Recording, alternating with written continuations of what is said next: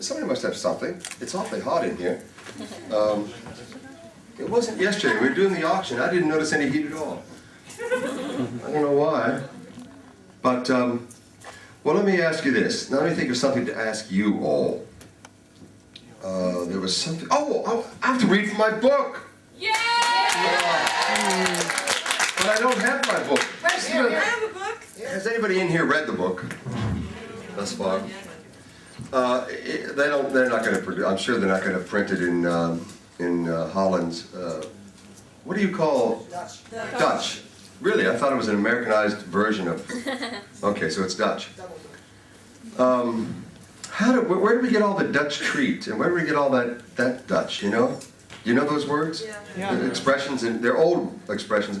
You know what, in building a set, like if that's a flat, there's these little corner pieces that you put to strengthen the sideways, horizontal and vertical pieces.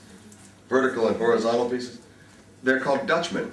Do you have any idea why? No.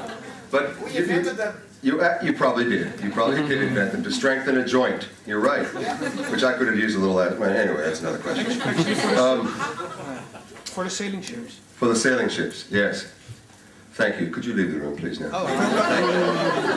Oh, Just to give you a little background, I can't give you too much. In the beginning, there's several events occurring at the same time. And I say camera. The camera goes to the people involved in one event is Alexander, Worf's son, who is on Kronos, on the surface of the planet. Another event that I'll talk about is Martok and Worf and the crew are in the Negvar that is orbiting the planet at the present time. Just now came into orbit, coming back from Deep Space Nine. So this goes back to the very end of Deep Space Nine. And I'll try to go as fast as I can because in a hot room it's hard to keep people awake. So first we visit Alexander on the surface. What Alexander saw on the view screen stopped him dead in his tracks, having been raised by the Roshenkos. He had grown up with the legends of Minsk, child-eating witches, Baba Yagas, snarling wolves that stole babies from their cradles. All these stories provided him with a healthy array of childhood nightmares. The middle of the night wake up in a cold sweat moments when he swore he heard claws scraping at his frosted windows. And while his upbringing had been oriented towards his human side, Alexander wasn't immune to the night terrors of a Klingon. He knew the primitive stirrings of his ancestors' fears as he watched the scene on the view screen unfold. He's in a bar watching, he's actually not in a bar, he's Far, who's a character you don't know, is a Ferengi. He's under a table in a bar while this is his nails digging into the palms of his hands. So he knew, without being told, what stood on the lip of Morjad's container, what his, quote, hunting pack actually was. He saw huge heads almost brushing the top of the container, black, wide-set eyes, glistening like beetles, blinked, and a long gray tongue flicked over the rows of teeth, flipped over the narrow lips, revealing rows of evenly spaced, small but blade-sharp teeth. 2 arms dangled below wide shoulders, and each hand had 3 clever fingers and 2 opposable thumbs. A sound between a snarl and a sigh emitted from his throat. Alexander felt some ancient part of his brain speak, a voice that lived between the base of his brain and the top of his spine, and it was telling his hips and legs that now would be a very, very good time to turn and run. He liked to believe he could prevent his legs from playing traitor, so he held himself still, but only just barely. Nearby, he heard a hoarse whisper say, "Herc. It's a Herc." He shivered.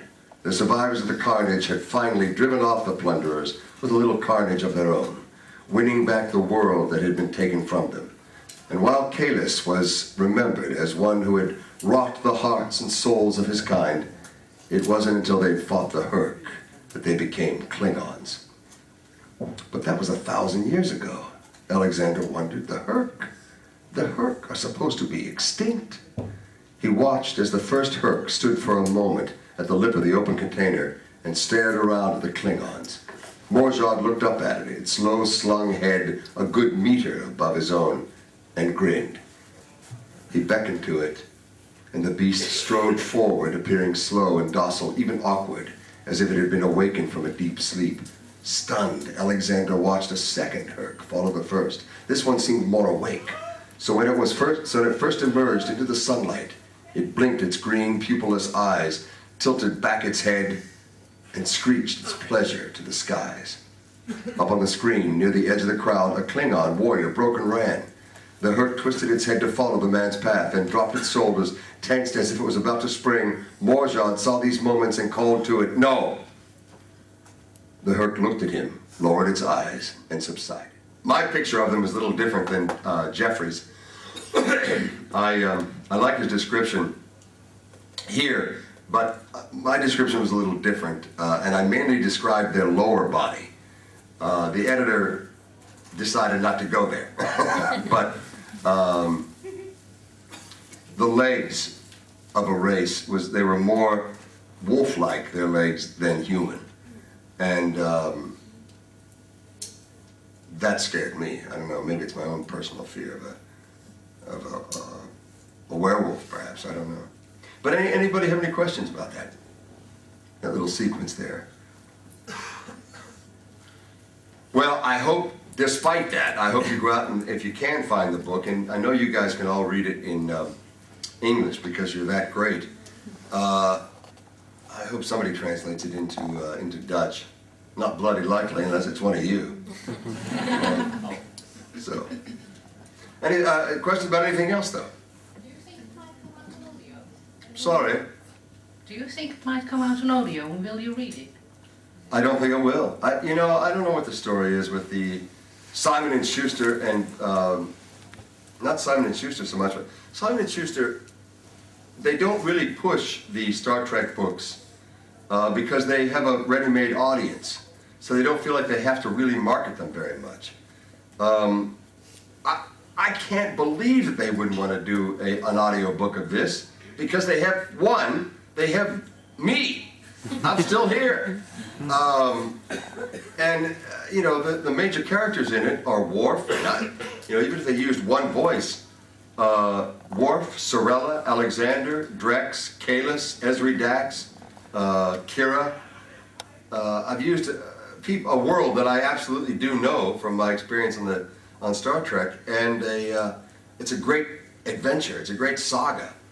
It only takes 2 or 3 weeks of time, chronological time, but it goes back to the ancient, because of the Herc, it goes back to the ancient past of Kronos, of the Klingon Empire, and it goes forward because of other things that I can't tell you until you read it.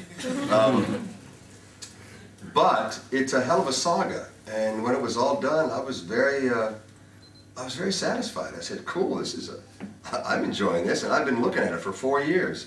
So I hope you do read it. But I wish that, maybe if you write letters and cards, but I don't think it'll make much of a difference to Simon and Schuster. An episode on Enterprise, I saw that. I did. How was it to play on Enterprise? It was great for me because I worked with a Scot 15 years ago in Quantum Leap. I played his father-in-law to be. My daughter was marrying him, and he was, of course, quantum leaped into the body of the groom. And I didn't like him. I didn't like the groom. And I really wanted to protect my daughter from this awful man. And I ended up, I was this, even at 15 years ago, I'm 53 now, 15 years ago I was playing 62. So, actually, Don Belisario, you know who Belisario is, Belisario Productions. The woman, the casting person, said, I went in to read for the captain of the ship, the captain of a big old cruise liner. The Queen Mary is actually what it was. But she said, I'm thinking he could be the father of the daughter. My daughter was about 41, 42 at that time.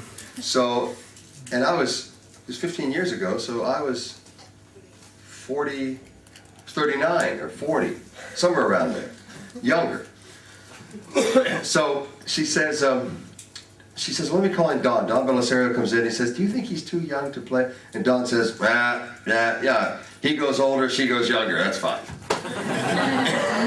The man's a genius, obviously. Anyway, I got the role, and I do look a little bit young for it, but that's all right.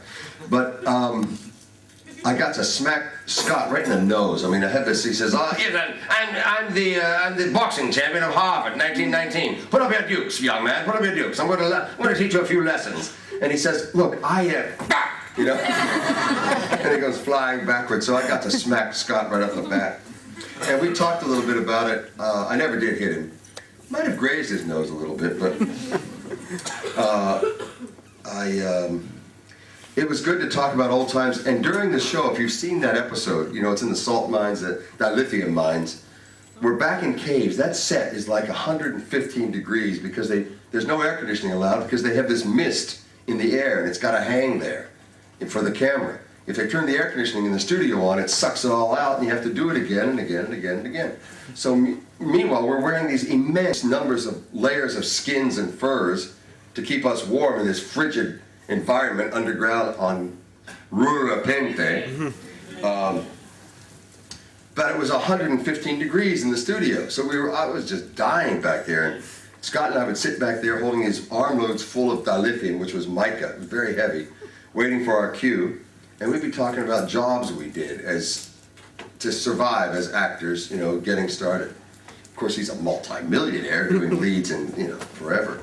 But there's a certain bonding that happens because actors all go through those same steps, pretty much. You say, he was an electrician.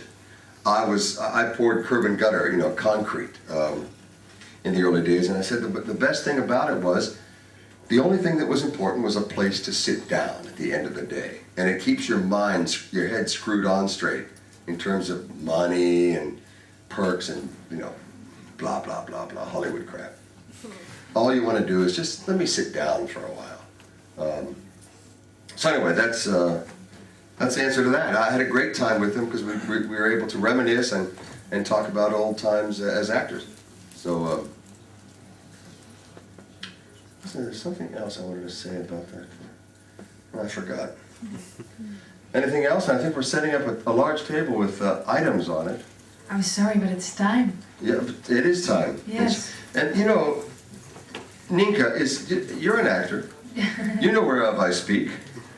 You know, in terms of waiting tables, or I've been a bartender, a hansom cab driver. Have you ever done anything to, you know, keep yourself going? You know, in terms of day jobs, they call them? Well, waitress, and I work with children. Yeah. Yeah. It's the way it is. I guess we all do it. It's just that actors, I think, do more of it for an entire lifetime.